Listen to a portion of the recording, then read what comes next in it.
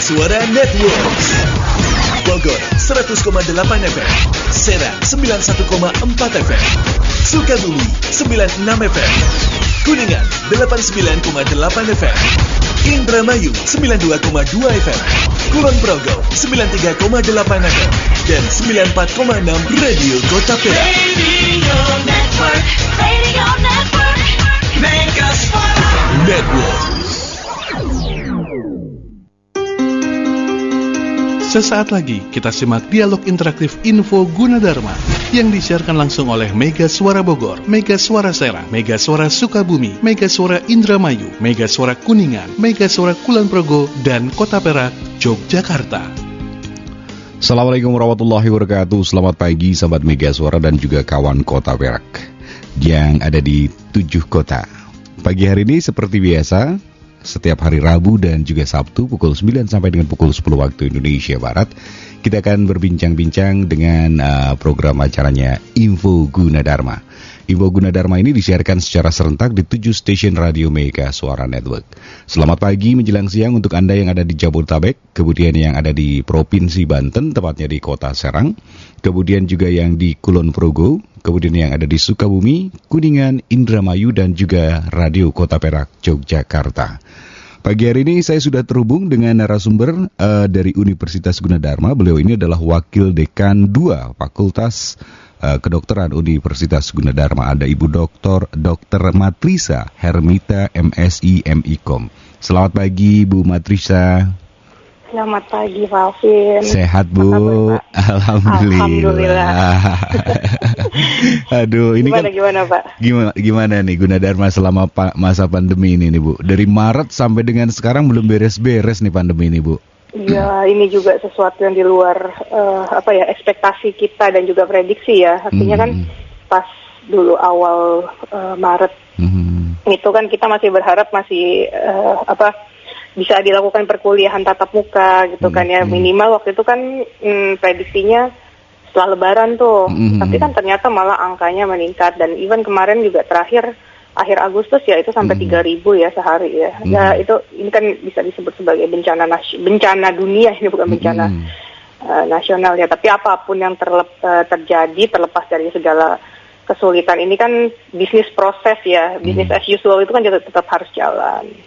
Termasuk juga ini untuk pendidikan gitu kan, dan juga kegiatan layanan akademik di Gunadarma gitu Pak. Itu artinya tidak menutup kemungkinan bahwasannya kegiatan aktivitas di Universitas Gunadarma tetap berjalan seperti biasa atau bagaimana Bu? Tetap berjalan yang tadi saya sampaikan, artinya urusan-urusan atau business as usual ya, hal-hal yang harus kami selesaikan, kami lakukan, kayak kami harus menyelesaikan pembelajaran, itu tetap kami lakukan, tetap kami selesaikan. Kebetulan juga semester sudah berakhir kemarin, nah sekarang kita sedang mempersiapkan semester baru secara online. Nah terus juga kan ini karena udah masuk tahun ajaran baru, pendaftaran juga dari mulai April tuh ya, dari mulai pandemi itu akhirnya kita semua men-switch tuh, kita rubah metode pendaftarannya yang biasanya offline, datang di formulir ke kampus ya. Sempat ada juga sih yang pendaftaran lewat web gitu kan. Tapi sekarang kita full, kita lakukan, kita fasilitasi melalui online. Jadi prinsipnya sih semua atau segala hal yang bisa kita lakukan secara online atau bisa kita selesaikan secara online ya, baiknya memang dilakukan secara online untuk mengurangi ya resiko kita terpapar ataupun kita memaparkan si virus ini gitu Pak Alvin. Oke, dibandingkan dengan tahun lalu sebelum corona ya Bu ya, aktivitas pendaftaran kan secara langsung, ada juga online. Ini kan peningkatannya pasti sangat drastis, hampir mungkin dibilang 99% online ya Bu ya. Apakah ada kesulitan untuk pendaftar mahasiswa baru karena adanya pendaftaran secara online ini Bu? Kalau kesulitan mungkin saya rasa lebih ke arah terkait terbiasanya ya, familiarity dari sistem segala macam. Tapi kalau untuk kalau kita lihat dari segi kepraktisannya sendiri, sebenarnya ini jauh lebih mudah ya. Artinya saat ini Pak Alvin nih ya, kita bulan September ya, kebetulan kita akan mulai semester sekitar akhir bulan ini. Jadi kita masih membuka pendaftaran dan itu kita lakukan secara online. Nah itu sebenarnya ada 3 pilihan tuh. Ada 3 pilihan ya. ada yang pertama tuh jalur online yang memang dari nilai rapot ya, jadi kita sistem penerimaan seleksinya dengan melihat nilai rapot, lalu juga dengan ujian langsung tapi online. Kalau dulu ujian langsung kan harus datangnya dari jadwal segala macam. Terus mereka mengerjakan di komputer kita. Kalau sekarang tidak, mereka bisa mengerjakan dari rumah. Yang satu lagi dengan jalur nilai UTBK. Oke. Yang online ini, yang ujian online juga ada ya Bu sekarang berarti ya? Ada. Jadi ada 3 sekarang pilihan kalau misalnya kita masuk ke web pendaftaran.gunadarma.ac.id itu. Nah nanti kan kita akan create account dulu lah. Kita akan minta atau bikin account dulu untuk pendaftaran kita. Baru nanti kita akan mengisi beberapa data ya, kayak seperti nomor telepon, email, dan nama lah yang pasti lah. Nah setelah itu nanti kita akan mendapatkan akun. Nah dan juga virtual account untuk membayar formulir pendaftaran. Nah juga ini juga yang jadi beda nih dari yang tahun lalu Pak, karena tahun lalu kan belangko itu kita bayar langsung ya, gitu. Ada belangko yang pakai kertas gitu. Kalau sekarang kita pakai virtual account. Oke. Yang melalui nilai rapot itu adalah semester 4 dan 5 atau ada perubahan Bu selama ini? Tidak, masih tetap. Masih tetap ya. Nah, kalau boleh diinformasikan kepada semuanya nih, pendengar Radio Mega Suara dan juga Radio Kota Perak, proses dari awal sampai mereka terdaftar sebagai mahasiswa baru di Universitas Gunadarma, boleh dijelaskan lagi Bu? Baik,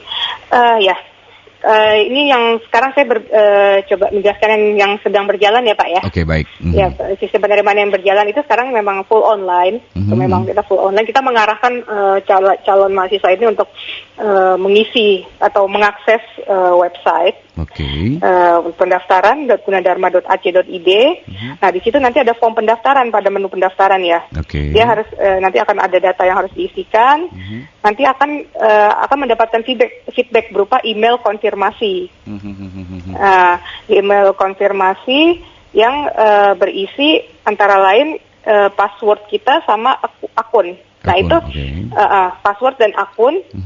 Dan juga di situ ada belangko untuk pembayaran tadi Pak, pembelian formulir sebesar 350.000.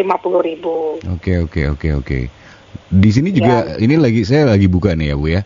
Dari pendaftaran.gunadarma.ac.id/2020. Yang pertama nomor 1 adalah calon mahasiswa melakukan register, kemudian bayar uang pendaftaran, melengkapi formulir, pengumuman seleksi, pembayaran kuliah, daftar ulang online mahasiswa Gunadarma.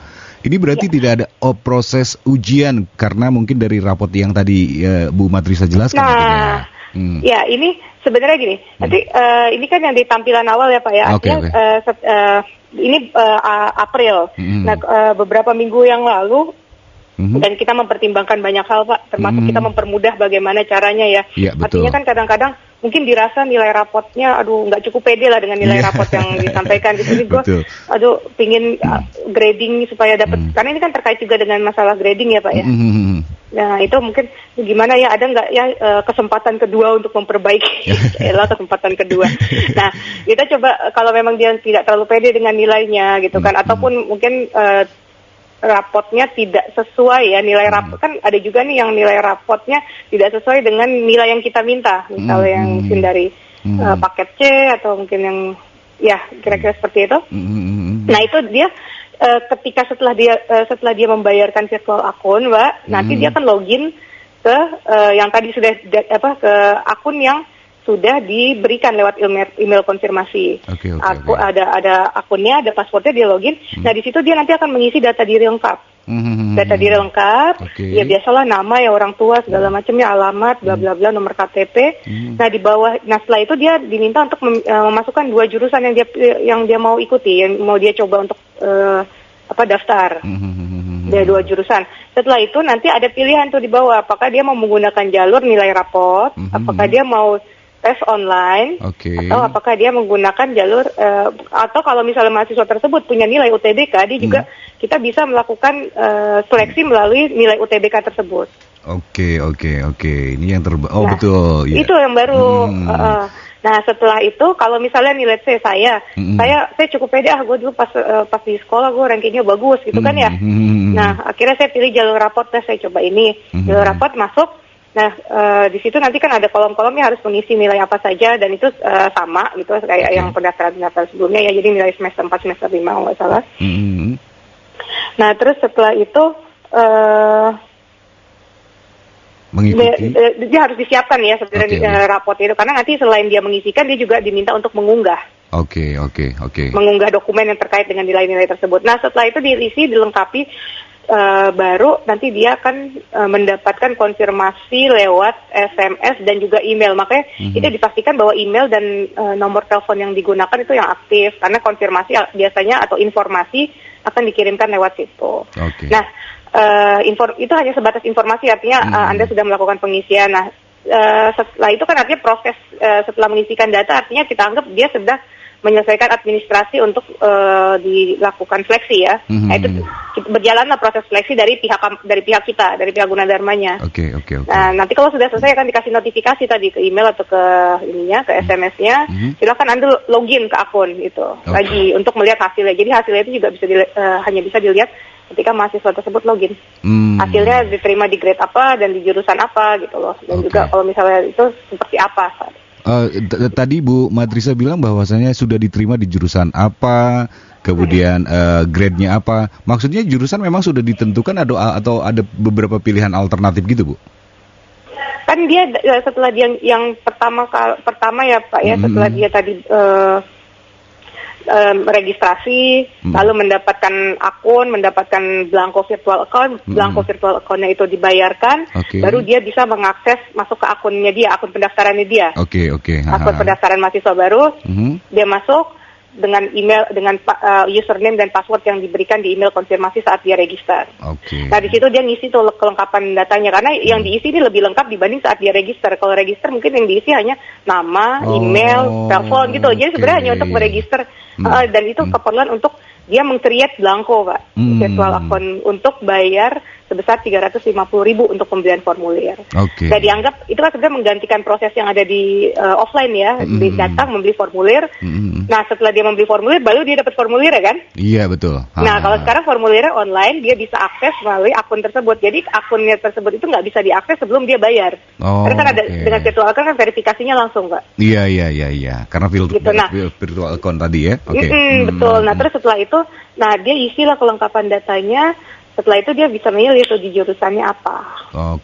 Habis kelengkapan data juga masih di itu sama ya, masih di tempat yang sama juga. Setelah dia ngisi melengkapi data, nama orang tua, segala macam tanggal lahir, nomor KTP dan yang lain-lain. Nanti di bawahnya itu ada pilihan jurusannya apa. Dia pilih 2. Nah, setelah itu bawahnya lagi next step-nya itu dia ditanya, dia harus memilih, ada opsi apakah dia mau menggunakan jalur nilai rapot tadi yang saya katakan atau gitu. Jadi 3 step Pak di sini Pak, ada 3 step. Step pertama data diri dan kelengkapan identitas ya, dia dan orang tua. Yang kedua pilihan jurusan, yang step ketiga pilihan mau masuk melalui seleksi apa. Mau mencoba mendaftar melalui seleksi apa.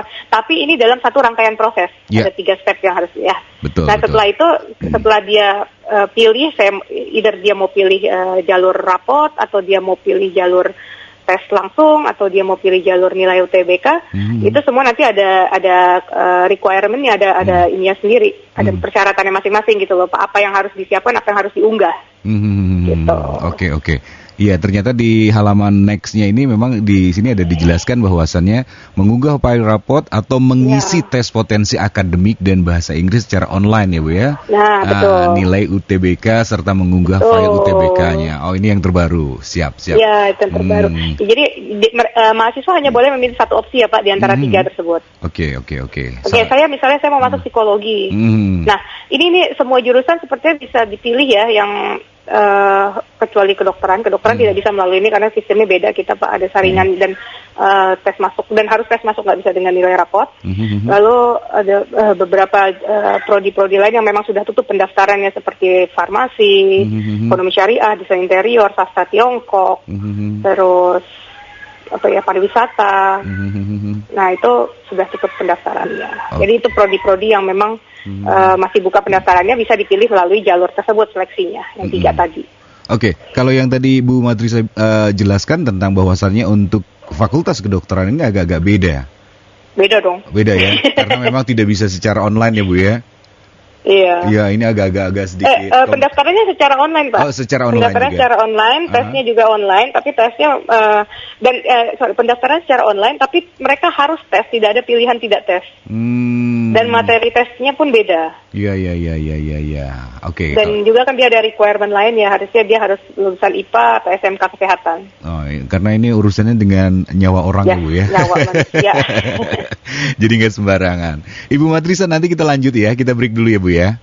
Ya. Oke. Baik, sahabat Mega Suara dan juga kawan Kota Perak, kita masih akan terus berbincang-bincang tentang pendaftaran di Universitas Gunadarma yang sekarang ini menerapkan dengan berbagai macam proses dan juga berbagai macam seleksi. Dan kita masih berbincang-bincang dengan Wakil Dekan 2 Fakultas Kedokteran Universitas Gunadarma, ada Ibu Dr. Matrisa Hermita, MSI MIKOM. Saya akan kembali untuk Anda setelah beberapa informasi berikut ini. Jangan kemana-mana, Info Gunadarma akan kembali setelah beberapa informasi berikut ini.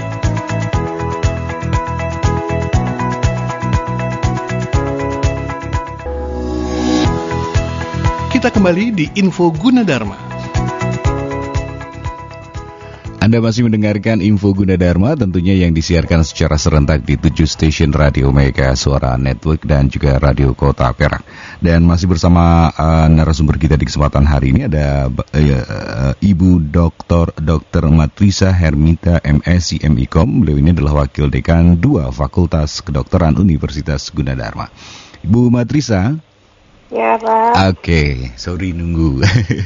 Bu, ini tadi Bu Matrisa juga menjelaskan bahwasannya ada potongan atau diskon uang kuliah pada saat pendaftaran ya Bu ya. Ada grade AA, grade A, dan grade B. Ini masih berlakukah Bu? Iya, untuk sistem grading ya. Seperti itu. Namun sebenarnya kalau kita berbicara beasiswa sendiri, sebetulnya kan dengan situasi kayak gini kan, sebenarnya kalau Gunadarma kan tidak mau mempersulit orang ya, atau akses ke pendidikan, bagaimana memikirkan pendidikan yang merata. Nah, kita juga ada keringanan biaya tuh sekitar 20%, Pak. 20% ya. Dan khusus untuk kampus untuk yang lokasi kuliah seperti di Cengkareng dan Karawaci itu juga ada keringanan dari 20% tersebut, ada 25% lagi. Oke. Nah sekarang yang di lokasi-lokasi kampus ini kan ada 5. Itu apakah pendaftarannya berbeda? Misalnya pada saat pendaftaran online tadi atau mereka sudah menentukan juga kampus-kampusnya itu? Ya, itu nanti saat ininya ya Pak ya, saat dia memilih jurusannya itu kan ya. Oke, berarti langsung ditentukan dari kampus-kampusnya sendiri menentukan. Bukan, mereka memilih sendiri sih. Iya, okay. Tapi mereka dalam satu sistem, artinya kita tidak membedakan ini pendaftaran untuk lokasi kampus A, kampus 1, kampus ini dan yang kampus Depok, Karawaci, Cengkareng itu kita tidak membedakan, tapi mereka akan memilih ya. Pilihan masing-masing ya Bu ya. Betul. Oke. Nah sekarang kalau misalnya di Universitas Gunadarma tadi ada beberapa yang sudah ditutup atau mungkin sudah ditutup atau mungkin ada pendaftaran lain atau fakultas lain atau program studi lain. Ini kan banyak banget nih Bu ya. Ada 42 program studi. Nah kira-kira apa aja nih yang harus dipilih oleh mahasiswa baru? Kalau kita berbicara masalah pilihan jurusan itu kan sebenarnya balik lagi ke individu masing-masing. Yes. Ya kan kita sendiri kan setiap orang kan pasti punya passion ya. Dia tertarik dengan bidang apa gitu kan. Lalu dan hopefully gitu semoga mereka juga paham apa yang kelemahan dan kelebihan mereka tuh pada bidang apa. Itu kan juga sebenarnya salah satu pertimbangan. Nah, salah 2, salah 3, salah banyaknya termasuk mungkin orang tua juga mengarahkan kemana. Cuma ini dia nih. Cuma masalahnya kan ketika kita balik lagi ya Pak, artinya kan ketika kita berbicara masalah pendidikan kan artinya secara mudahnya lah kita bilang bahwa kita mau mengupgrade hidup kita gitu kan ya. Artinya dengan beberapa banyak hal dengan pendidikan itu akan mengelevated atau meningkatkan minimal ya kualitas hidup kita ya. Bisa dengan misalnya dari bagaimana cara kita berpikir gitu kan ya, dengan dan juga sebenarnya yang paling gampang kan ijazah lah. Dengan kita meningkatnya pendidikan, kita akan mendapatkan ijazah. Bargaining position kita ketika kita melamar pekerjaan kan juga menjadi meningkat ya, dibanding kalau kita bawa ijazah SMA, D3, S1, S2 gitu kan pasti berbeda. Dan itu terkait dengan kompetensinya masing-masing. Nah itu tapi balik lagi masalah ijazah itu, dan ijazahnya itu merupakan ijazah dari jurusan apa gitu kan, Universitas Gunadarma. Ya itu kan erat kaitannya dengan passion kita juga, dan visi kita ke depan tuh kita mau jadi apa sih gitu. Oke. Dan bakat juga. Oh iya betul, disesuaikan juga ya. Kalau boleh tahu yang sekarang lagi tren di Gunadarma, apa pilihan yang paling banyak dipilih? Yang pasti komputer banyak gitu ya Pak ya. Itu mah udah pasti lah. Ekonomi itu komputer ekonomi itu yang selalu dua terbesar. Tapi yang mungkin agak banyak ini adalah psikologi. Psikologi ya? Psikologi ini udah sekitar berapa ya, lebih dari 500 kalau nggak salah. Dan komunikasi Pak, dua ini lagi tenar nih, naik daun. Ya mungkin psikologi sendiri kebetulan walaupun saya wakil dekan 2 ya di FK, tapi sebenarnya saya juga mengajar di psikologi, dan mata kuliah yang saya ajar itu sebenarnya psikologi yang dasar-dasar lah, yang ada kaitannya antara psikologi dengan kedokteran, itu ada namanya psikologi faal.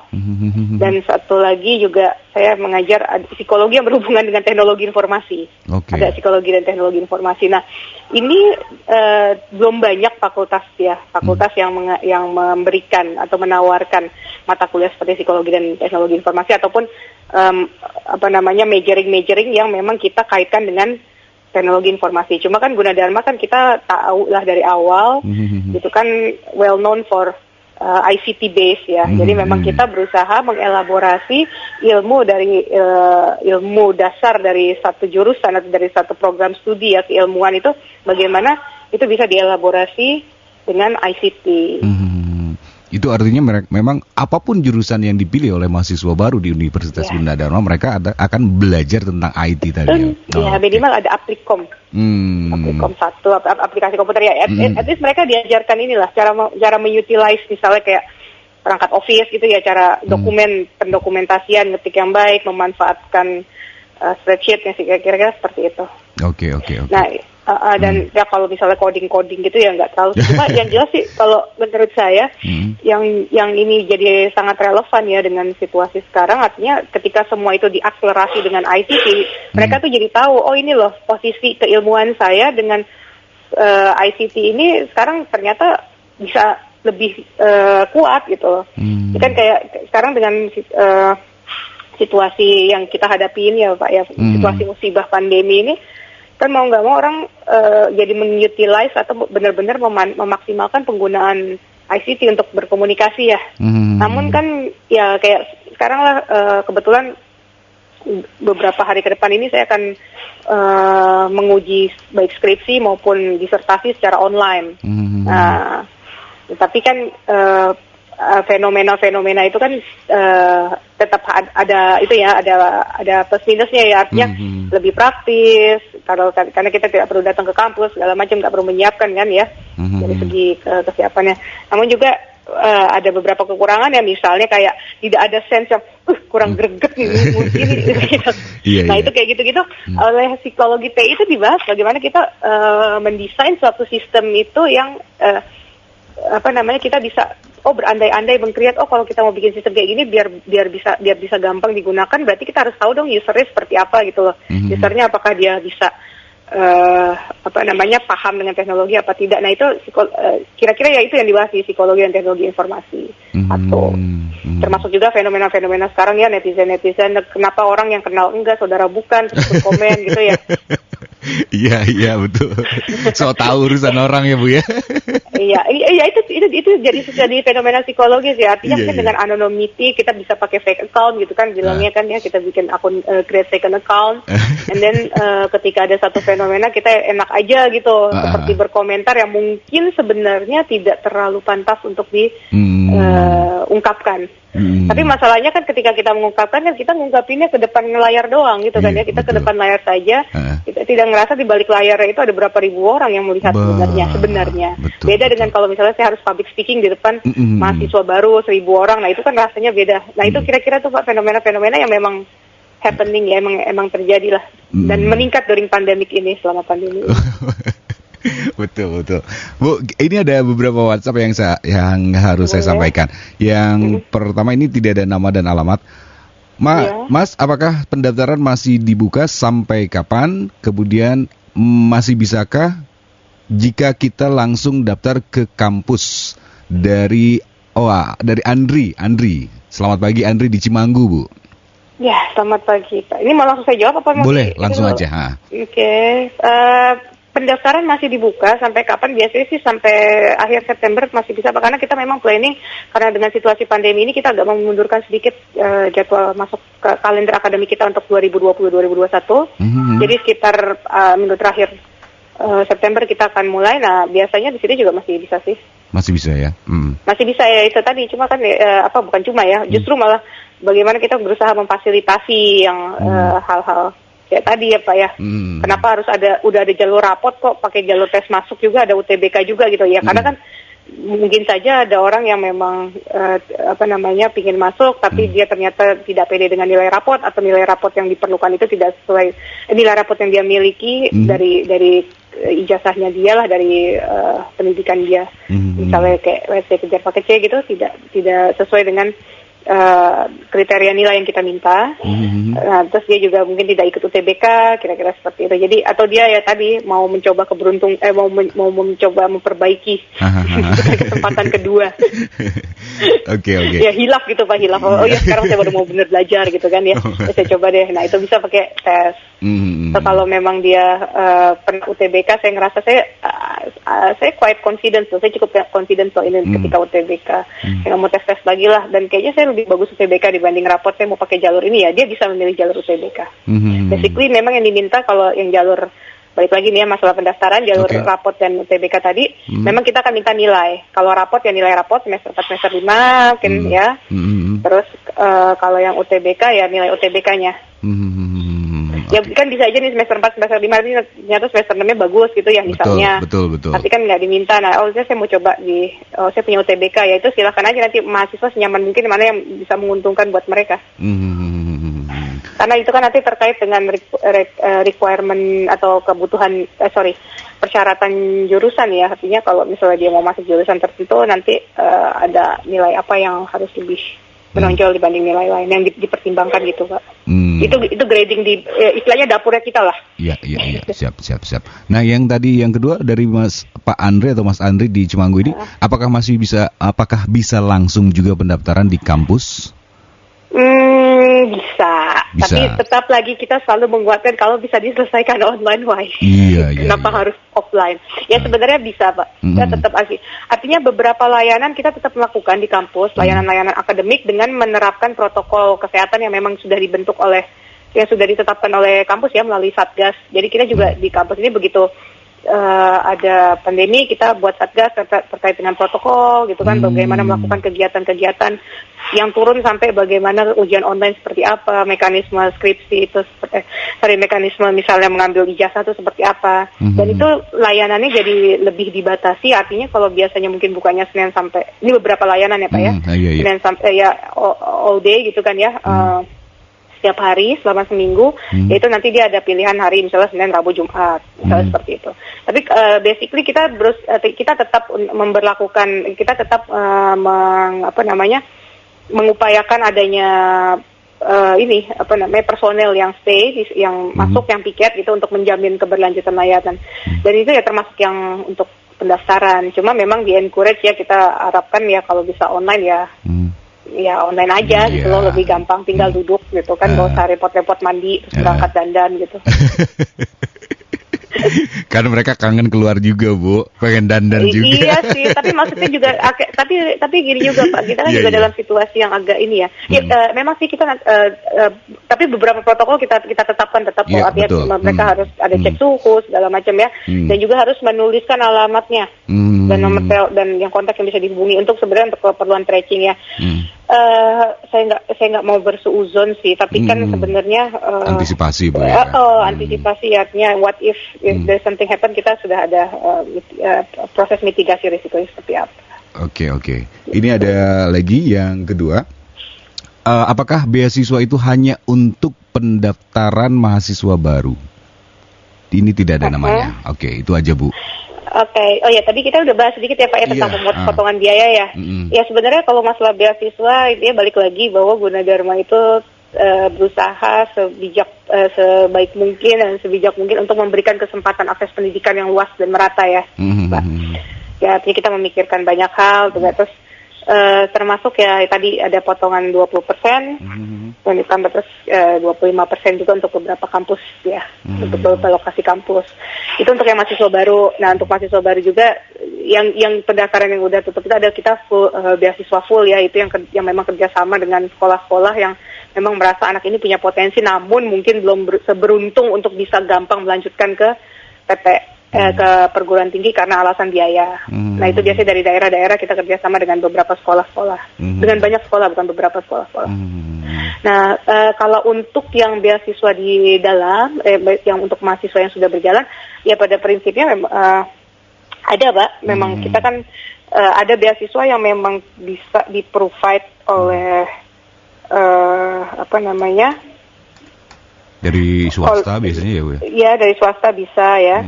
Terus setelah itu dari pemerintah. Dari pemerintah bisa juga kita memfasilitasi juga atau mungkin juga dari kadang-kadang ada orang tua mahasiswa menghubungi anak saya dapat beasiswa dari sini, bisa nggak kita bantu untuk lengkapinya? Oh ya bisa. Oh di luar ya Bu, bisa juga ya? Bisa juga, tapi kan tetap aja biasanya mereka perlu surat-surat ya. Iya. Kalau di luar kan mekanismenya mereka akan terima beasiswanya dan dibayarkan sesuai dengan belangko ya gitu kira-kira. Oke. Bu Madrisa, nanti kita lanjut lagi Bu, kita break dulu ya Bu ya. Iya, siap. Oke, baik. Sahabat Mega Suara dan juga kawan Kota Perak, saya akan kembali untuk Anda tetap di Info Gunadarma. Jangan kemana-mana, Info Gunadarma akan kembali setelah beberapa informasi berikut ini.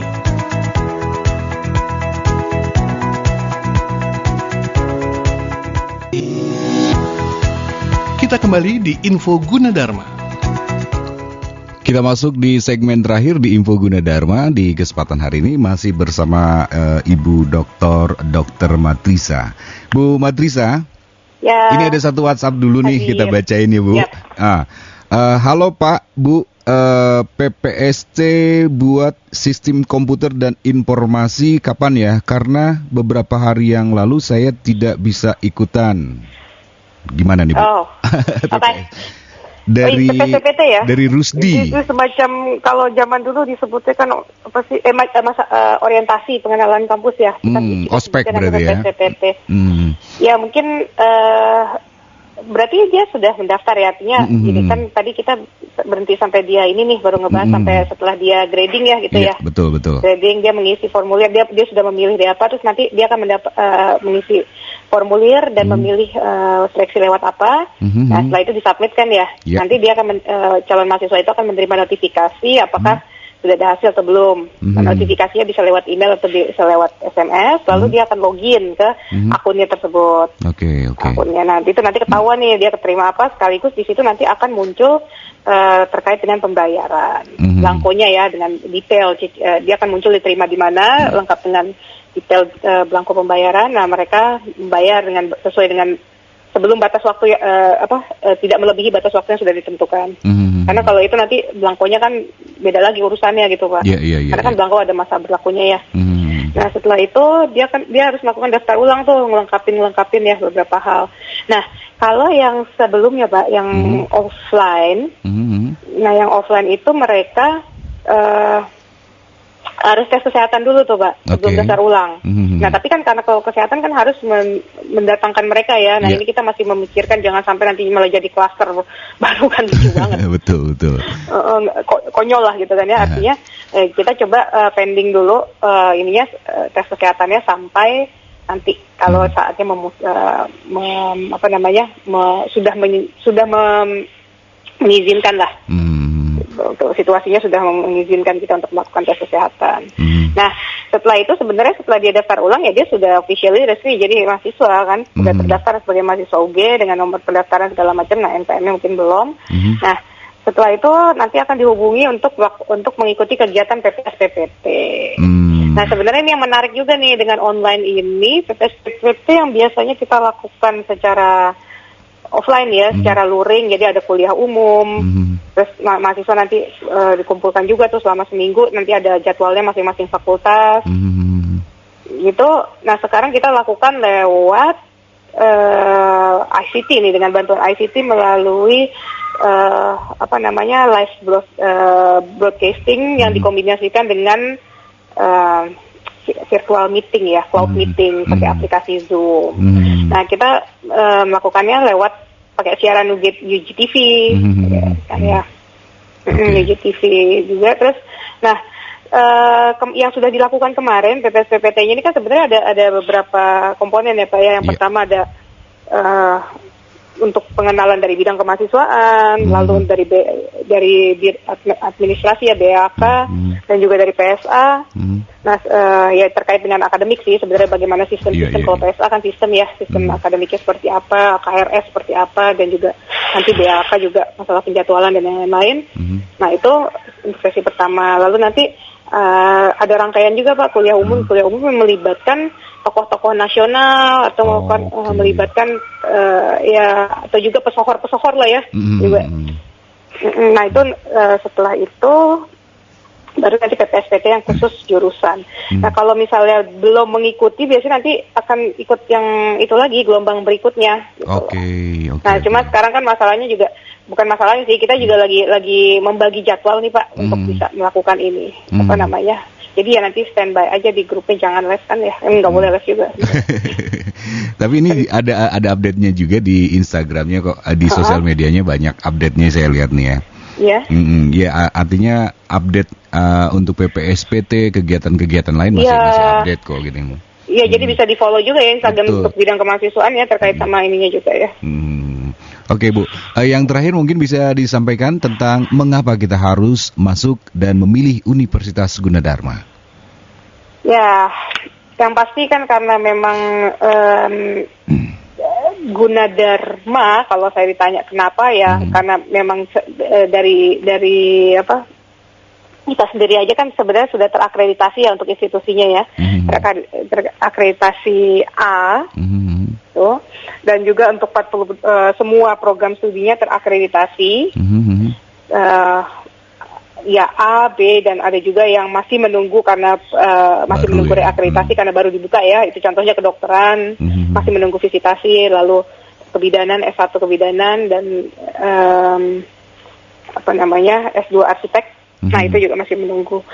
Lalu dari sisi akreditasinya yang pertama, terus yang kedua ya bahwa sebenarnya kita juga dengan ICT base, dengan kita berupaya untuk mengelaborate antara ICT dengan pembelajaran, ini akan menjadi insight yang baik untuk si calon mahasiswa dan lulusan. Gitu. Terus ketiga juga kita ada kita juga selain ijazah kita memperkuat mahasiswa dengan sertifikasi kompetensi atau kita yang biasa dibilang tuh ada penyelenggaraan uji kompetensi oleh lembaga sertifikasi profesi Universitas Gunadarma yang merupakan perpanjangan tangan dari BNSP. Jadi maksudnya artinya ketika lulus si mahasiswa ini selain dia sebagai misalnya psikologi gitu ya Pak ya, ini saya pakai contoh saya biar gampang lah ya. Dia sarjana psikologi tapi dia juga punya sertifikat sebagai instruktur junior atau dia memiliki kompetensi untuk melakukan metodologi pelatihan, artinya dia bisa menyusun pelatihan atau training seperti apa. Dia sudah tersertifikasi untuk bisa melakukan itu. Dan itu dilegalisasi oleh BNSP dengan lambang sertifikatnya logo Garuda bukan logo Gunadarma. Oke. Jadi banyak sekali manfaat, apalagi dengan situasi pandemi ini. Artinya kita juga menyiapkan semuanya bahwa platform yang kita gunakan aja yang Learning Management System ini, yang LMS juga memang platformnya Gunadarma. Kita tidak menggunakan platform memanfaatkan platform yang sudah jadi, ya, kita bangun sendiri. Nah, itu dikombinasikan, terus juga beberapa pemanfaatan teknologi yang mungkin nanti kita bisa memanfaatkan kuliah pakar itu dengan UGTV gitu. Jadi banyak sekali hal-hal yang menarik untuk dilakukan, dan yang pasti saja ya kompetensi dari staf-staf pengajar dan dosen ya. Gitu. Oke, baik. Ibu Madrisa, makasih Bu. Ya. Sukses selalu dan sehat selalu ya Bu. Sama-sama Pak, stay health Pak. Oke, siap Bu. Oke, siap Pak. Terima kasih. Sampai ketemu Pak. Atur nuhun. Baik, demikian tadi ngobrol-ngobrol kita dengan Wakil Dekan 2 Fakultas Kedokteran Universitas Gunadarma dalam program Info Gunadarma untuk kesempatan hari ini. Terima kasih untuk Ibu Dr. Matrisa Hermita, MSI MIKOM. Terima kasih juga yang sudah WhatsApp. Terima kasih juga untuk teman-teman yang ada di 7 stasiun Radio Mega Suara Network. Kita jumpa setiap hari Rabu dan Sabtu pukul 9 sampai dengan pukul 10. Saya Alpin dan juga Padil segera undur diri. Assalamualaikum warahmatullahi wabarakatuh. Baru saja kita simak info Gunadarma yang disiarkan langsung oleh Mega Suara Bogor, Mega Suara Serang, Mega Suara Sukabumi, Mega Suara Indramayu, Mega Suara Kuningan, Mega Suara Kulon Progo, dan Kota Perak, Yogyakarta. Dengarkan terus info Gunadarma di Mega Suara Network setiap hari Rabu dan Sabtu jam 9 pagi. Masa depan semakin penuh tantangan. Bekali masa depan Anda dengan ilmu pengetahuan yang dibutuhkan era globalisasi ini. Hanya Universitas Gunadarma yang mengerti akan hal itu. Simak perbincangan menarik seputar kampus Universitas Gunadarma di program Info Gunadarma Mega Suara Network. Info Gunadarma mengulas lebih banyak info pendidikan dan kesempatan meraih masa depan cemerlang. Info Gunadarma setiap Rabu dan Sabtu jam 9 pagi di 7 stasiun Mega Suara Network, Bogor, Sukabumi, Serang, Kuningan, Indramayu, Kulon Progo, dan Kota Perak, Yogyakarta. Universitas Gunadarma, Coloring the Global Future.